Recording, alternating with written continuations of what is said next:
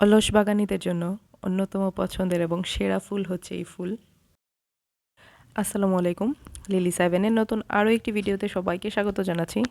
যে যেখান থেকে আমার ভিডিওটি দেখছেন কমেন্টে প্লিজ জানাবেন।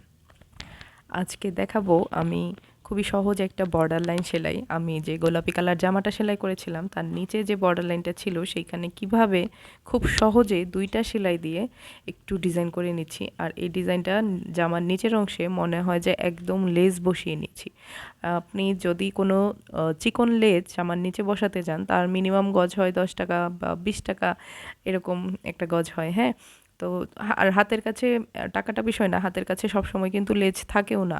তার উপর বড় কথা হচ্ছে লেজের দোকান অ্যাভেলেবেল না। আপনি মুদি দোকান যেরকম অ্যাভেলেবেল, লেজ চুরি ফিতার এরকম দোকান কিন্তু অ্যাভেলেবেল না। এই দোকানগুলি একটু দূরে হয়। তো আপনি যখন লেজ থাকবে না তখন কিভাবে নিচের বর্ডার লাইনটা সুন্দর করে একটা মানে ভালো ফিনিশিং নিয়ে আসবেন, তার জন্যই আজকের এই ভিডিওটি। স্কিপ না করে পুরোটা দেখবেন আর খুব সহজেই এর ফলে আপনারা সেটা শিখে নিতে পারবেন যে কিভাবে আমি কি করি। তো চলেন শুরু করি।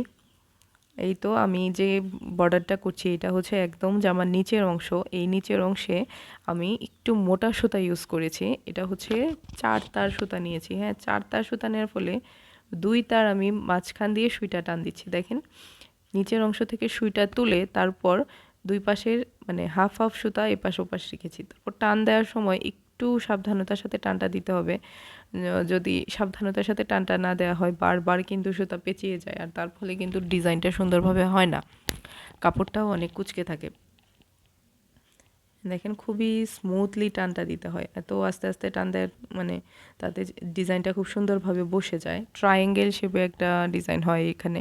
আর আমি জামায় যেহেতু কাঁথা স্টিচ দিয়ে ট্রায়াঙ্গেল একটা ডিজাইন করেছি, তার জন্য এইভাবে করা। অলরেডি আমার সুতা আবার পেঁচিয়ে গিয়েছে, এটাকে এখন ঘুরিয়ে ফিরিয়ে আমি খুলে নিব। আর এটা কিন্তু অনেকটা সময় লাগে, মোটা সুতা টান দিতেও সময় লাগে আর হচ্ছে সেট আপটা দিতেও বেশ সময় লাগে। একটা ড্রেস কিন্তু আমরা কাজ দেখে মনে হয় যে একদিন, খুবই অল্প কাজ, আমি একটু নিয়ে বসছি আর শেষ হয়ে গেছে, এইটুকু কাজের প্রাইস এত, এরকমটা কিন্তু আমরা ধারণা করে থাকি। বিষয়টা কিন্তু সেরকম না। এইটুকু কাজ করতে যে কতটুকু সময় লাগে তা বেসিক্যালি যারা কাজ করে কেবলমাত্র তারাই জানবে। আর গরমের জন্য, যেহেতু গরম আসছে, আপনার ভয়েল কাপড়ের বেবি ড্রেসগুলি কিন্তু বাচ্চাদের খুবই আরাম বোধ হয়। এখন প্রশ্ন আসতে পারে যে ভয়েল কাপড় এত পাতলা ড্রেস পরবে, এটা কেমন হবে, ধুইলে কেমন হয়ে যাবে। ধুইলে খুব স্বাভাবিক যেমন কাপড় হয় সুতি কাপড়, এটাও কিন্তু তেমনই হবে। কিন্তু আমাদের খেয়াল রাখতে হবে বাচ্চারা কোন ড্রেসটায় বেশি কমফোর্ট ফিল করে, তাদের যেটা আরামদায়ক হবে আমাদের কিন্তু উচিত প্যারেন্টস হিসেবে সেইটাই সিলেক্ট করা। যে এই ড্রেসটা পরে আমার বাচ্চাটা লং টাইম খেলবে, তো আমি কিন্তু এই ড্রেসটাই, তাহলে যেটাতে সে কমফোর্ট করবে আমাকে সেটাই নিতে হবে, বিষয়টা এরকম। আর ফ্যাশনের কথা যদি বলি, তা আমি মূলত হচ্ছে দেশীয় একজন উদ্যোক্তা, দেশীয় পণ্যের উদ্যোক্তা। আমি সবসময় দেশীয় প্রোডাক্ট প্রেফার করি, আমার সবসময় সেরা পছন্দ সেটা। তো কটন কাপড় আমাদের দেশীয় কাপড়, আমাদের দেশীয় কাপড়কে আমি যেভাবে ডিজাইন আনবো, যেভাবে ক্রিয়েশন আনবো, সেটাই আমার জন্য ফ্যাশন। আর আমি সেটা প্রাউডলি ক্যারি করতে পারি কিনা এটাও একটা বিষয়। আমি যদি অনেক দামি ড্রেস পরি কিন্তু সেটা যদি ঠিকঠাক ক্যারি করতে না পারি, সংকোচ বোধ থাকে, তাহলে কিন্তু আসলে সেই ড্রেসের এত মূল্য হয়েও কোনো লাভ নেই। কিন্তু আমি যদি খুব সিম্পল একটা ড্রেস খুব সুন্দরভাবে ক্যারি করতে পারি, তাহলে কিন্তু সেই জিনিসটা সিম্পল হোমের মাঝেও অসাধারণ হয়ে যায়। আর এখন আমি আরেকটা বর্ডার লাইন দিচ্ছি, এটা হচ্ছে কি বলে, চেইন সেলাই আপনারা বলতে পারেন। একটু লম্বা করে, নর্মাল যে বড়টা দেই তার চেয়ে একটু লম্বা করে দিচ্ছি। আর চেইন সেলাইয়ের ক্ষেত্রে যে জিনিসটা আমি খেয়াল করেছি, যে সুতাটা না সামনের দিক থেকে না নিয়ে এসে যদি পেছন দিক থেকে ঘুরিয়ে নিয়ে আসা হয়, এই দেখেন আমি শুয়ের পেছন সাইড দিয়ে ঘুরিয়ে নিয়ে আসতেছি, তাহলে সেলাইয়ের ফিনিশিংটা অনেক সুন্দর হয়। এই তো এভাবে করলে না গেপটা বোঝা যায় না। আর যদি আমি সামনের দিক থেকে শুয়ের মুখের দিক থেকে নিয়ে আসি, তাহলে কিন্তু গেপটা অনেকটা স্পষ্টভাবে বোঝা যায়। এর ফলে কিন্তু অতটা ফোটা ফোটা ফাঁক ফাঁক থাকে, অতটা ভালো লাগে না।